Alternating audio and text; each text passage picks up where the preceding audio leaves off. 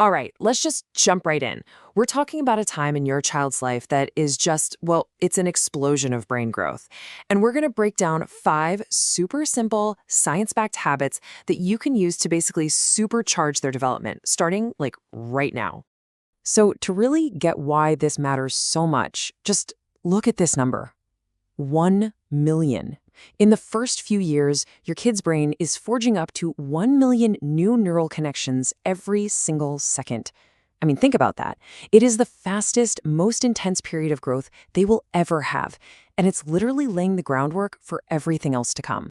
But here's the best part, and honestly, if you take away just one thing, let it be this. You don't need to be a parenting guru. You don't need fancy apps or a mountain of expensive toys to make the most of this incredible window. Turns out, the most powerful tools are actually simple, they're free, and you're probably already doing a lot of.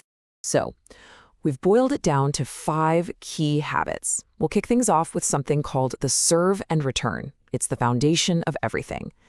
Then we'll look at the wild power of reading just one book.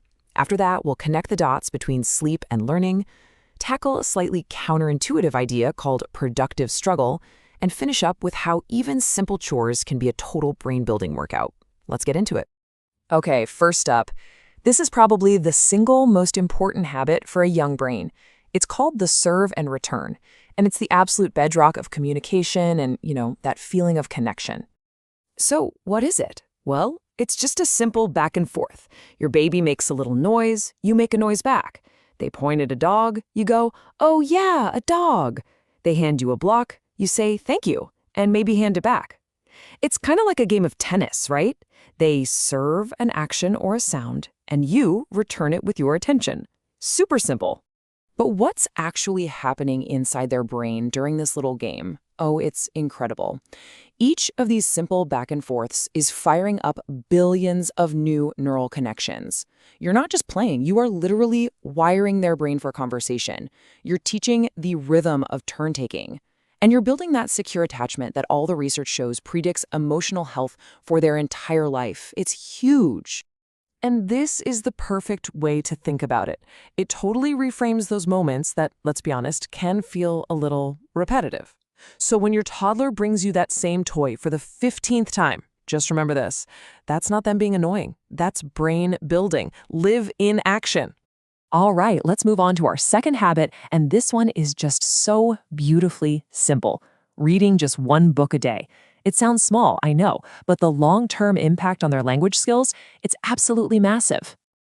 Just check out this number, 78,000. By reading just one book a day, your child will hear an extra 78,000 words a year. That is a mind-blowing vocabulary advantage before they even walk into a kindergarten classroom.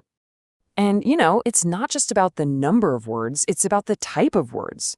Books are packed with what experts call rare vocabulary. So in our everyday chat, we might say something is big, right? But a book says it's enormous. We might say someone walked, but a book could say they tumbled or strolled. This rich, descriptive language builds a way deeper understanding of the world. And here's why that's such a superpower for the brain. Reading lights up so many different areas at once: language, attention, imagination, you name it. It also introduces symbolic thinking, that core idea that a picture on a page stands for a real thing. And maybe the best part? It creates this warm, cozy, positive feeling around books and learning that can last a lifetime. Okay, habit number 3. Now, this one might sound a little boring, but I promise you it's a true developmental superpower: a consistent sleep routine. And this is about way more than just trying to avoid a cranky kid the next day. And look, a powerful routine can be incredibly simple. This isn't about some perfect, rigid schedule. It's just about consistency. Something like this: a bath, maybe read that book we just talked about, a quiet song, and then bed. Whatever it is for your family, the key is just keeping that rhythm steady. It's like a cue to the brain that says, okay, it's time to wind down and get ready to do some important work. Because while they're sleeping, their brain is anything but quiet. It's working overtime. It's sorting and filing away everything they learned that day, literally moving memories from short-term to long-term storage. It's also cleaning house, pruning away weaker connections to make the important ones faster and more efficient. This whole process is absolutely essential for their attention, their memory, and even their emotional stability. All right, habit number 4. This one can feel, well, it can feel a little weird at first. It's this idea of productive struggle.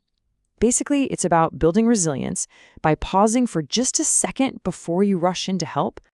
So, picture this. The block tower they were building crashes down, where the toy they want rolls just out of reach. What's your first gut reaction as a parent or a caregiver? For almost all of us, it's to fix it immediately. But what if we just waited for like 3 seconds? Because in that tiny little pause, something amazing is happening.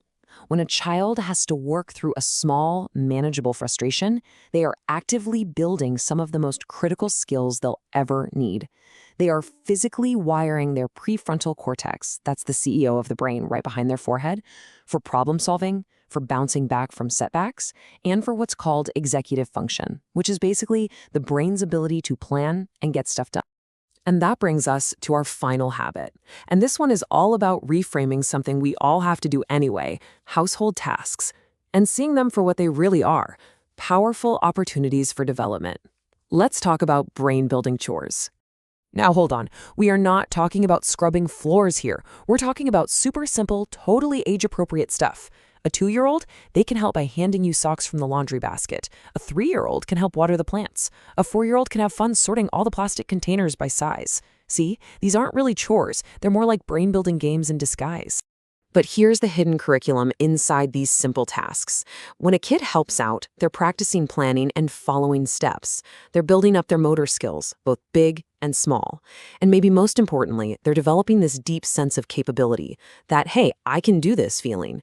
That feeling actually releases dopamine in their brain, which reinforces their motivation to try new things and to learn. So let's wrap it all up. Your 5 tiny habits. Number 1, serve and return those essential back and forth chats. 2, read just 1 book a day for that huge vocabulary boost. 3, keep a sleep routine to lock in all that learning.